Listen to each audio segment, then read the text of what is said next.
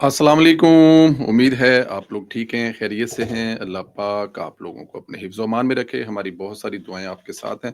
आप सलामत रहें, खुश रहें, इसी तरह हँसते मुस्कुराते रहें। हमारी दुआएँ हमेशा आपके साथ हैं।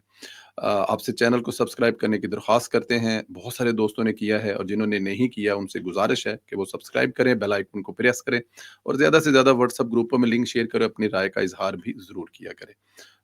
पाकिस्तान ज़िंदाबाद, हमेशा ज़िंदाबाद, सलामत रहे ता क़यामत रहे। पाकिस्तान तहरीक इंसाफ के यूट्यूबर एक दफ़ा फिर एक्सपोज़ हो गया। ज़िंदा मिसाल है कैसे झूठ फैलाते हैं, लोगों को गुमराह करते हैं। शहबाज़ गिल, शहज़ाद अकबर, मोईद पीरज़ादा, इमरान रियाज समेत दीगर जो यूट्यूबर थे उन्होंने प्रोपेगेंडा किया कि Syed Asim Munir chief of defence forces वाले नोटिफिकेशन पर फड्डा चल रहा है। नून लीग हाथ कर गई है। अब आर्मी चीफ नया आएगा और नए नाम भी देने शुरू कर दिए। मतलब इस तरह की बोंगियां मारी गई कि उन बोंगियों को किसी भी जगह पे शायद कभी डिफेंड भी ना कर सके, लेकिन इनको कोई फर्क नहीं पड़ता क्योंकि जो बोंगियां मार के इन्होंने डॉलर कमाने थे वो डॉलर ये कमा कर बैठे हैं। सब एक्सपोज हो गए। किसी एक का भी दावा हकीकत में तब्दील नहीं हुआ। सब लोग झूठे साबित हुए हैं, सब बेनकाब हुए हैं।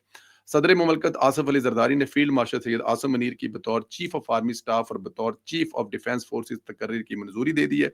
वज़ीर आज़म शहबाज शरीफ ने फील्ड मार्शल सैयद आसिम मुनीर के बतौर चीफ ऑफ आर्मी स्टाफ व चीफ ऑफ डिफेंस फोर्सेज तैनाती की समरी मंजूरी के बाद ऐवान सदर भिजवा दी थी। एलामिया के मुताबिक सदर मुमलकत ने चीफ ऑफ आर्मी स्टाफ की बतौर चीफ ऑफ डिफेंस फोर्सेज 5 साल की तकर्री की मंजूरी दे दी है। सदर मुमलकत ने air chief marshal Zaheer Ahmad Sidhu की मुद्दत मुलाजमत में भी 2 साल की तोसी की मंजूरी दे दी है और अलामिया के मुताबिक एयर चीफ की तोसी शुदा मुद्दत मुलाजम 19 मार्च 2026 तक शुरू हो गई है। सदर मुमलकत ने chief of army staff chief of defence forces के कामयाब मुद्दत मुलाजमत के लिए नेक तमन्नाओं का इजहार किया।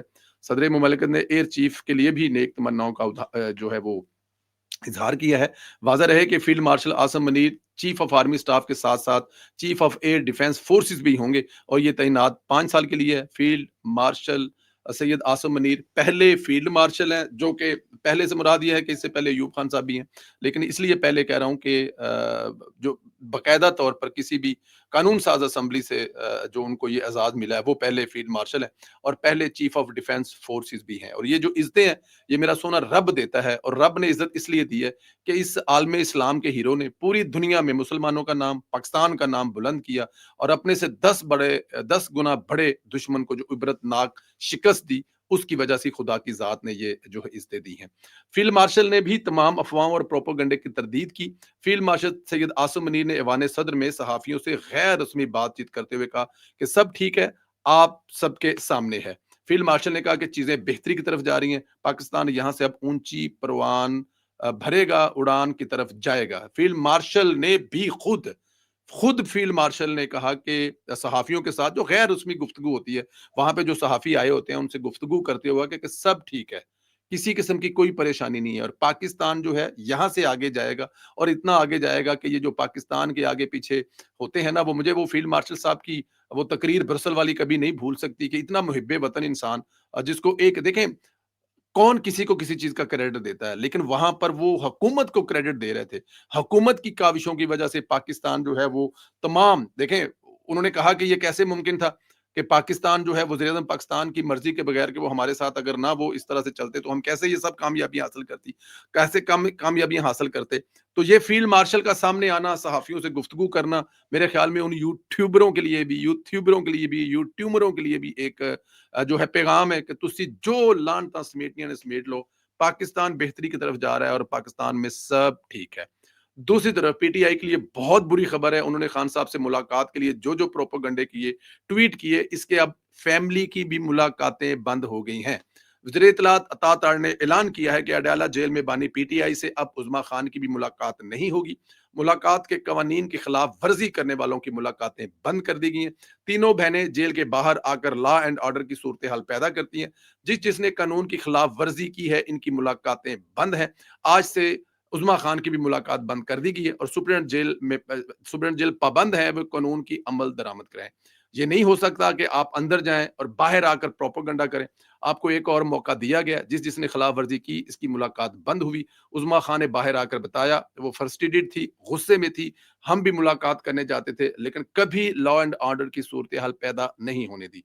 وزیر اطلاعات نے یہ بھی کہا یہ تو سب 190 ملین پاؤنڈ کی کرپشن کرنے سے پہلے سوچنا چاہیے تھا کہ آپ جو یہ کرپشن کر رہے ہیں تو پھر بعد میں جیل میں ہوں گے، اور پھر کرپشن بھی چلے کی ہے تو کم از کم انسانوں کی طرح اندر رہیں، ریاست کی ریٹ جو ہے وہ تو قائم ہو کر رہے گی۔ اب روز روز اڈیالہ کے باہر تماشا نہیں لگے گا، ملاقاتوں کا مقصد ہوتا ہے کہ حال حوال پتہ کریں کہ اندر کیا چل رہا ہے، صحت طبیعت ٹھیک ہے، آپ کو حق ہے، رائٹ ہے، لیکن یہ کیسے ہو سکتا ہے کہ آپ اندر جائیں اور باہر پیغام لے کے آئیں کہ ریاست کو گرا در اسلام آباد پر حملہ کر دیں اور ہم کسی کو نہیں چھوڑیں گی، اور پھر آپ ہندوستان کے چینلوں پر بیٹھ کے جو آپ اپنے ملک کو کمزور کر رہے ہیں، ملک کی سالمیت سے کھیل رہے ہیں، اس کی بھی اجازت کسی طرح سے نہیں دی جا سکتی۔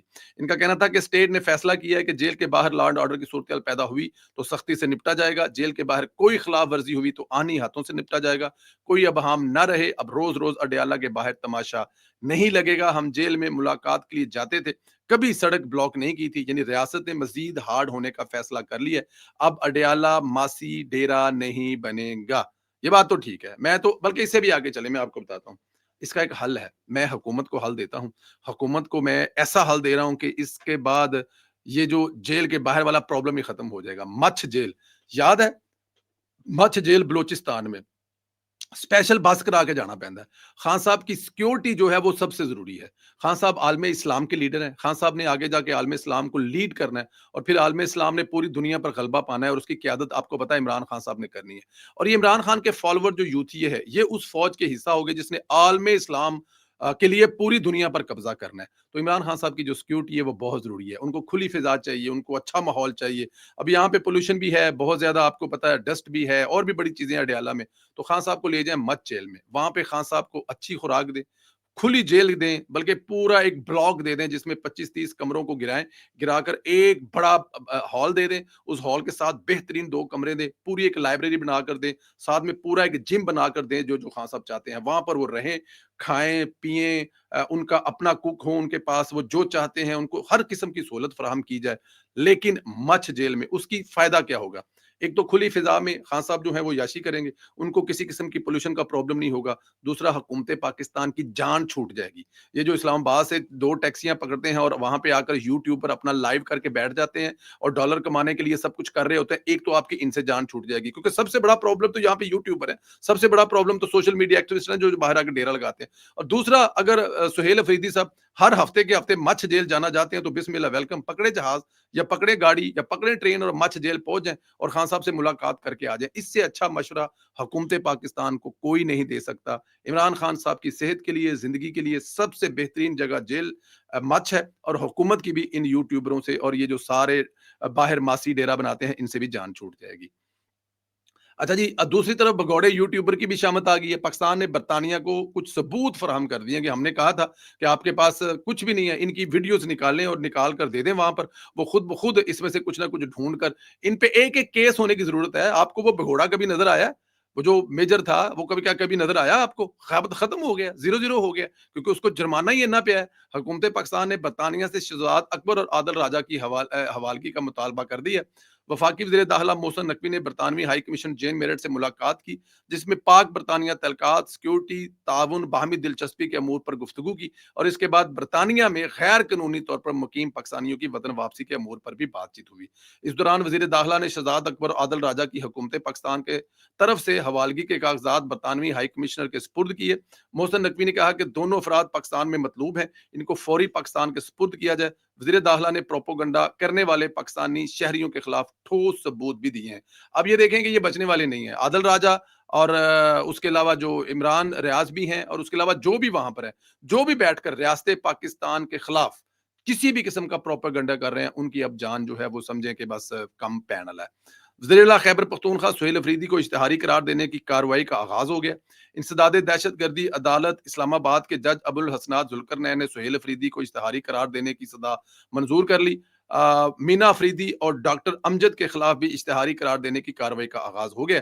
تھانہ نون کے انسپکٹر عبد القادر نے وزیر اعلیٰ کے کے پی اور دیگر اشتہاری قرار دینے کی جو درخواست دی ہے، درخواست میں کہا گیا ہے کہ وزیر اعلیٰ سہیل افریدی اور دیگر کے خلاف 26 نومبر کو احتजाज का मुकदमा दर्ज है। अदालत की जानब से मुतदबार तलब करने के बावजूद मुलजमान पेश नहीं हुए और दरख्वास्त गुजार इंसदाद दहशत गर्दी का कहना है कि अदालत मुतमिन नहीं है, मुलजम जानबूझकर गिरफ्तारी से भाग रहे हैं।